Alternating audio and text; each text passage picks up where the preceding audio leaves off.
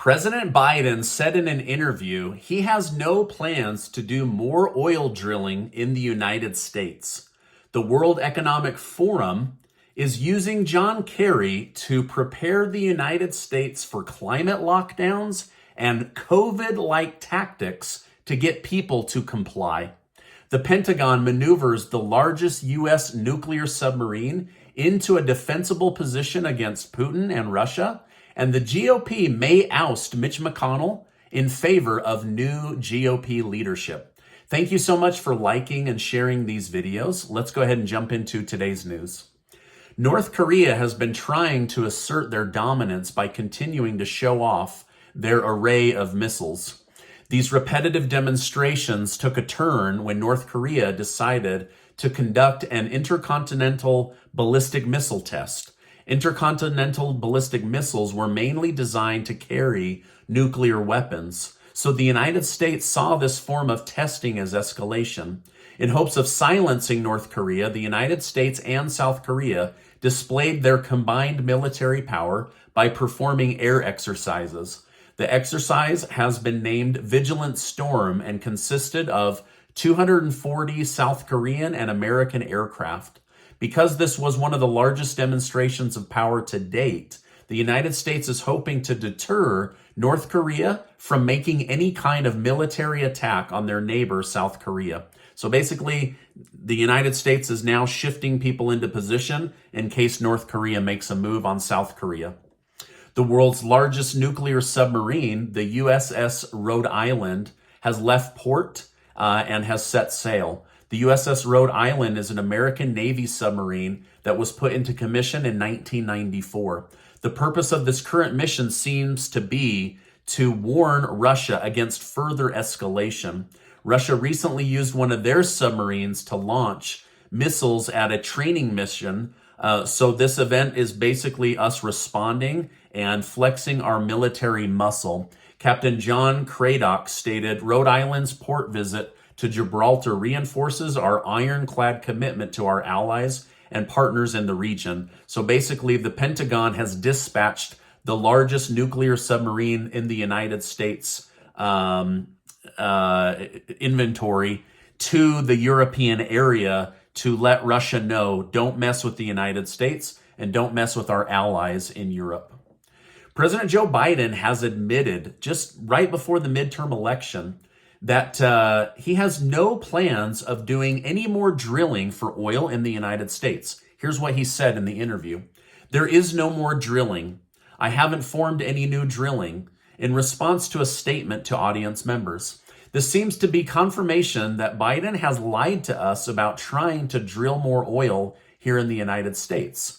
For example, on June 22nd, Biden stated, "I know my Republican friends claim we're not producing enough oil and I'm limiting oil production. Quite frankly, that is nonsense." Well, it appears it isn't nonsense. Basically, what he was saying is going forward, he's going to be actively blocking any opportunity to drill new oil as he tries to push forward his green energy agenda. So this is direct confirmation from the President of the United States' mouth that he and the White House will be blocking oil drilling in the United States. 5 states today will be voting on whether to legalize marijuana: Arkansas, Maryland, Missouri, and North and South Dakota. Senate Majority Leader Chuck Schumer said earlier this year his biggest goal for 2022 was for his Congress to legalize and decriminalize marijuana on a national scale. So far, they've made no progress, and so these five states will be moving forward to pass legislation. Republicans seem confident that they will take the House and most likely the Senate today. If they do, it appears Rick Scott could become the Republican head of the Senate, not Mitch McConnell. McConnell has lost favor with many Republicans as he blocked access to stimulus help during the pandemic and has often voted with Democrats more than with Republicans over the last 2 years. The GOP says they are optimistic that they can make long-lasting improvements to Social Security with the help of Senator Joe Manchin, and they're looking forward to the new Congress starting in January. All right, now here's a crazy story that if I hadn't researched it, I probably wouldn't believe it, but here you go. The World Economic Forum, or WEF, is pushing for climate change measures similar to those forced on the world using COVID modeling. Basically, they said, wait a minute, wow, everything we did to force and manipulate humans during COVID might be the way to push through all this green energy agenda. Now, the World Economic Forum has been trying to infiltrate the United States through presidents, through governors, through mayors, through other world leaders, but most recently through John Kerry. Now, through John Kerry, they are saying it's time to go after climate change in a similar manner to how we controlled people during COVID. There has even been suggestions of climate lockdowns where people would be locked in their home and blocked from driving their car if their neighborhood or their city or their county became too polluted, right? Now, imagine how they could use this to their advantage to manipulate voting or to control certain groups of people. This really is about controlling humans. Now, John Kerry also said we should give private companies financial incentive to rush through climate change ideas that can then be paid for and funded by American taxpayers. Basically, get entrepreneurs and capitalists to start building products and strategies that the US government would then pay for using taxpayer money. For example, the miracle vaccines were rushed and then forced on people with coercion, social pressure, lies, hidden data, cover-ups, and the vaccine companies and owners making billions and billions of dollars off of the government. But in reality, it's off of the American taxpayer. So John Kerry says this model of making people comply seemed to work very well. Kerry also said it's worth the risk to ensure humans survive. So basically, control the humans, manipulate them, get them to do what we want in order to save their lives. Seems kind of satanic, right? All right. Anyway, big story coming out of the WEF. Now, to me, this sounds more like a plan out of communist China than the freedom-loving United States of America.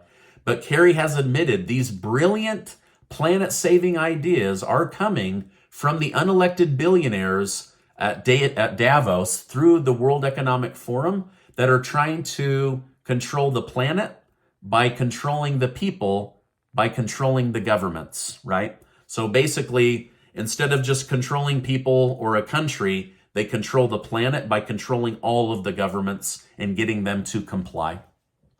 Now, let me know in the comments below, are you on board with this? Do you want to be locked down? Do you want the government to be able to remotely lock down your car and block your ability to go to work, go to kids' sports, get to the hospital, go to the grocery store? If they don't want you to do something, they can force it on you, right? Like, you didn't get the shot we want? Lockdown. You didn't recycle the way we wanted? Lockdown. You drove too many miles this month? Lockdown, right? So basically, I don't know. To me, it seems like improving technology and then educating people seems like a much more fair route to go. But the WEF and John Kerry may have different plans for remaking the United States. Elon Musk continues to stir controversy after buying Twitter.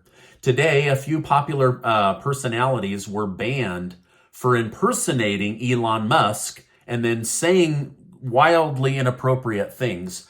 They were able to shut that down, and Musk said, well, this just goes to show why we have to implement new rules like being verified at $8 a month, finding out who you are, the inability to change your name and who you are. So I don't know whether the people that did this will be unbanned, but basically Musk did not like being impersonated and then mocked on his own platform. And so this caused a terms of service update from Twitter within just a week of owning Twitter.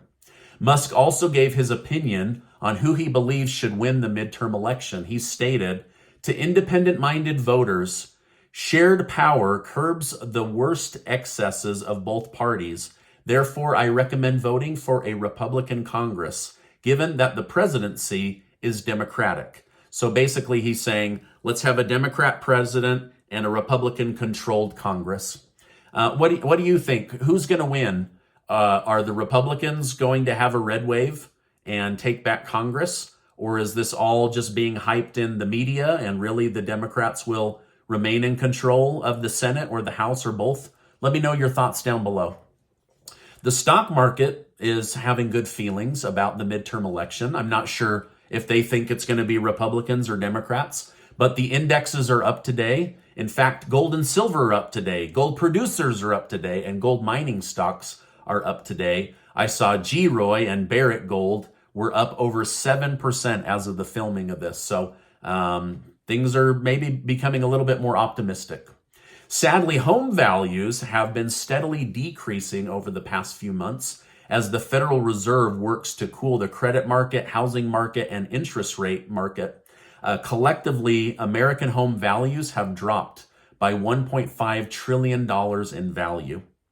The head of the United Nations says the earth is on a pathway to hell as countries around the world don't seem to care about climate change. He demanded the world governments pay $2 trillion a year for climate change justice.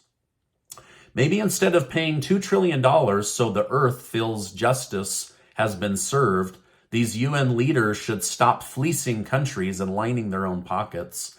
And maybe they should use that money to start planting trees and cleaning the ocean. That would give us more oxygen, right? But what do I know? I'm just a guy here on the internet.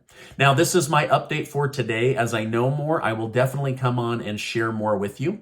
Make sure to take 20 seconds to go get your name entered to be one of the winners of the $15,000 giveaway that Casey and I are doing between now and December 18th, right before the winter holidays, thanks to generous video sponsors. Now, before you go, I want to remind you that you are amazing. Make sure to check out this video and be subscribed to the channel. Hey, thanks for stopping by today, and I will see you on the next video.